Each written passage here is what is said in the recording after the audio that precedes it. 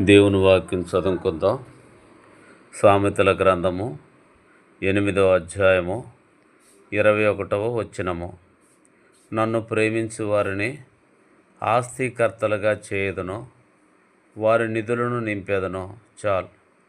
కాబట్టి దేవుడు మనల్ని ప్రేమించమంటున్నాడు. కాబట్టి ఇప్పుడు దేవుని ప్రేమను గురించి ముందు ధ్యానం చేసుకుందాం. దేవుడు ఎలా మనల్ని ప్రేమించాడో ముందు మాట్లాడుకుందాం.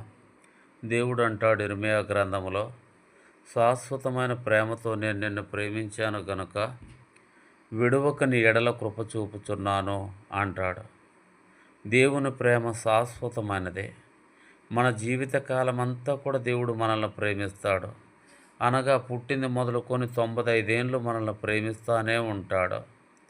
కాబట్టి శాశ్వతమైన ప్రేమతో నేను నిన్ను ప్రేమించాను కనుక విడువక నీ ఎడల కృప చూపుచున్నాను అంటాడు.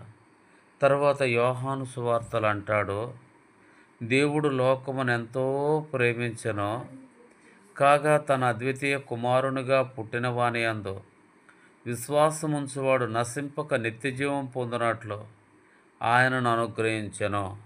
కాబట్టి దేవుడు లోకమును ఎంతో ప్రేమించెను. లోకం అంటే ఎవరు? మనమే. మనల్ని ఎంతగానో ప్రేమించాడు దేవుడు. ఇలా ప్రేమించి ఇప్పుడు దేవుడు మనల్ని ప్రేమించమంటున్నాడు. మనల్ని తన బిడ్డలమైన మనము, విశ్వాసులమైన మనము, క్రైస్తవులమైన మనల్ని దేవుడు ప్రేమించమంటున్నాడు. ఎందుకు ప్రేమించాలా? నన్ను ప్రేమించు వారిని ఆస్తికర్తలుగా చేయదునో, వారి నిధులను నింపెదను అంటున్నాడు.